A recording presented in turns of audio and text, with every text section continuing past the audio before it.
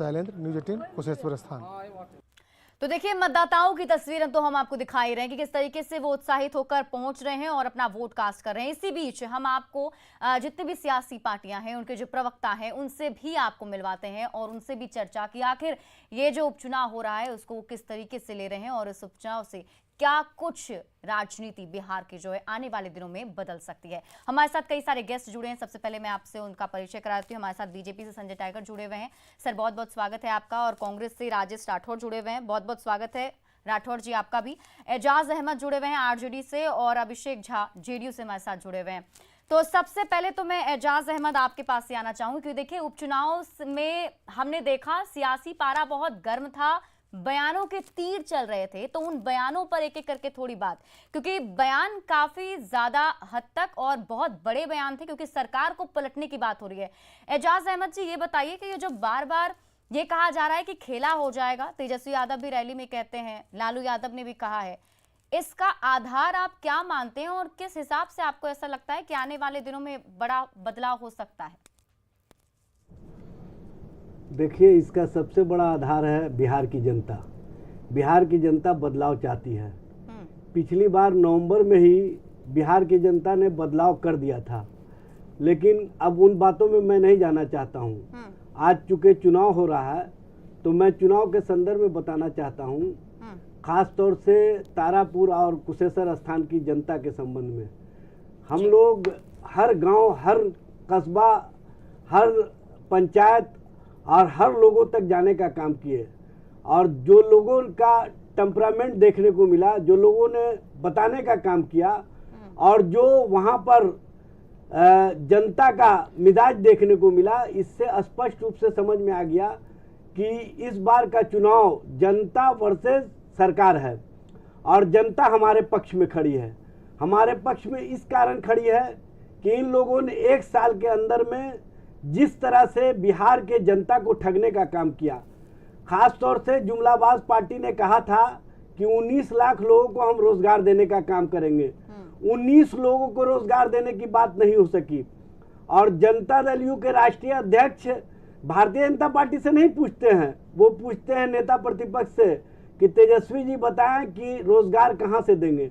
ये तो सरकार को ने दिखाना है, सरकार को ने करना है। प्रतिपक्ष का काम है, आप दीजिएगा जवाब। प्रतिपक्ष का काम है सरकार को आईना दिखाना। हमने सड़कों पर भी और सदन के अंदर भी सरकार को आईना दिखाने का काम किया। हमने जातीय जनगणना के सवाल पर आंदोलन किया, हमने महंगाई के सवाल पर आंदोलन किया, और महंगाई जिस तरह से सुरसा मुंह फाड़े हुए है और जिस तरह से कमर तोड़ महंगाई के कारण आम जनता त्राही त्राही कर रही है। डेली आप देखते होंगे 35 पैसा पेट्रोल और डीजल का रेट बढ़ाया जाता है। मतलब आपके कहने का मतलब ये है एजाज अहमद जी कि जो वादे किए गए थे वो वादे सरकार की तरफ से पूरे नहीं किए जा रहे हैं। इन 1 सालों में जनता ने देख लिया है तो उन्हें ठगा गया। चलिए इसका जवाब ले लेते हैं। हमारे साथ जदयू के प्रवक्ता भी जुड़े हुए हैं, अभिषेक झा, उनके पास चलते हैं, उनसे ही जवाब ले लेते हैं। अभिषेक जी, जिस तरीके से जो बयान दिए जा रहे हैं विपक्ष की तरफ से, थोड़ा भी ये लग रहा है आप लोगों को, डर भी लग रहा है कि जो विधानसभा के उपचुनाव है वहां पर उलट परिणाम आ सकते हैं? कहीं कोई डर की बात नहीं है। हम लोग पूरी तरीके से आश्वस्त हैं कि वहां के मतदाता मालिक हमारे ही उम्मीदवारों को अपना आशीर्वाद देंगे और एक बार फिर कुशेश्वर स्थान हो या तारापुर हो, वहां की जनता अपराध, भ्रष्टाचार, घोटालेबाजों पर चोट करेगी और बिहार के विकास के लिए वोट करेगी। इससे पहले भी जो विधानसभा के चुनाव हुए थे, दोनों ही सीटों पर हमारे उम्मीदवारों को वहां के मतदाता मालिकों ने अपना आशीर्वाद दिया था। हमारे दोनों विधायक दिवंगत हो गए, हम सभी लोग इससे दुखी हैं। आज भी हमारा पूरा परिवार उनको नमन करता है और अब आज चुनाव हो रहे हैं। जैसा कि आपके टीवी स्क्रीन पर भी लगातार चल रहा है शिप्रा जी, कि महिलाएं बढ़ चढ़कर वोट करती हैं और पूरा बिहार, पूरा देश जानता है कि महिलाओं की पहली पसंद कौन सी पार्टी है, कौन से नेता है, अपने कार्यों की वजह से। और यहाँ तो इस बार जिस तरह से माहौल बनाने की कोशिश की है आदरणीय लालू प्रसाद यादव जी ने चुनाव प्रचार में आकर, तो इससे तो हमारा जो वोटिंग परसेंटेज है और बढ़ ही जाएगा। अरे जिस तरह की शब्दावली का उन्होंने इस्तेमाल किया है किसी भी नेता के लिए, या जिस तरह की बातें उन्होंने कही है, इससे तो राजद के कुनबों को नुकसान होना ही होना है।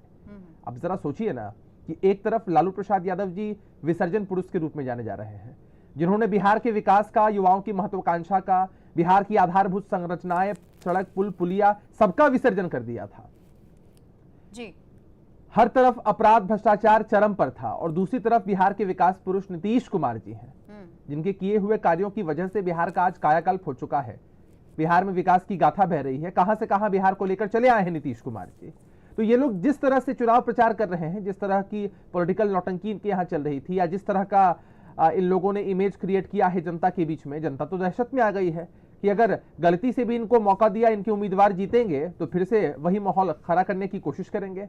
और बड़ा ताज्जुब होता है, हर कोई सवाल पूछता है, चाहे वो लालू जी से सवाल पूछे, तेजस्वी यादव जी से सवाल पूछे कि भाई आप कह रहे हैं कि 2 सीटों पे आप जीत जाएंगे तो खेला हो जाएगा, खेला हो जाएगा। जब कभी हम लोग तेजस्वी यादव जी की शिक्षा दीक्षा पर सवाल उठाते हैं, इन लोगों को मिर्ची लगती है। लेकिन जरा आप खुद सोचिए कि अगर महागठबंधन एक साथ भी होता तो इनका आंकड़ा 110 का था। सरकार बनाने के लिए बिहार में 122 के आंकड़े को छूना आवश्यक है। जी जी। अगर 2 सीटें कोई जीत भी जाता है तो भी उस आंकड़े को नहीं पा पाएगा। लेकिन उसके बावजूद अगर इस तरह की बातें आप कर रहे हैं तो आपके बौद्धिक स्तर पर, आपकी राजनीतिक सूझबूझ पर ही तो सवाल उठता है कि आप चीजें समझते नहीं हैं और सोच रहे हैं कि जिस तरह से चुनाव में रोजगार का मुद्दा आप कह रहे हैं। अब देखिए हमारे साथ कांग्रेस के भी प्रवक्ता राजेश राठौड़ जी जुड़े हुए हैं, थोड़ा कांग्रेस के बारे में भी जान लेते हैं। राजेश जी, देखिए इस बार कहीं ना कहीं कांग्रेस अपने अस्तित्व की लड़ाई लड़ रही है और बहुत दिनों बाद कहीं ना कहीं एक अकेला चलने की बात कांग्रेस की तरफ से कही गई और अकेले आप चुनावी मैदान में हैं और चुनाव लड़ रहे हैं।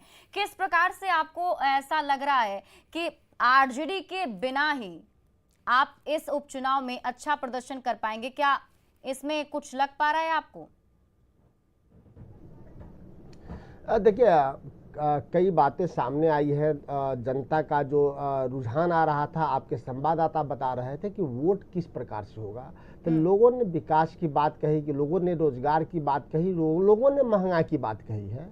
और इस सब पे सरकार को खरा उतरना है। कांग्रेस निश्चित तौर पे अपने अस्तित्व को लड़ाई लड़ी है, अलग पहली बार लड़ी है। लेकिन सबसे बड़ी बात है कि जनता को क्या चाहिए था, तो उसमें उन्होंने विकास की बात कही। तो विनाश पुरुष ने कितना विकास किया है वो मैं नहीं कहता।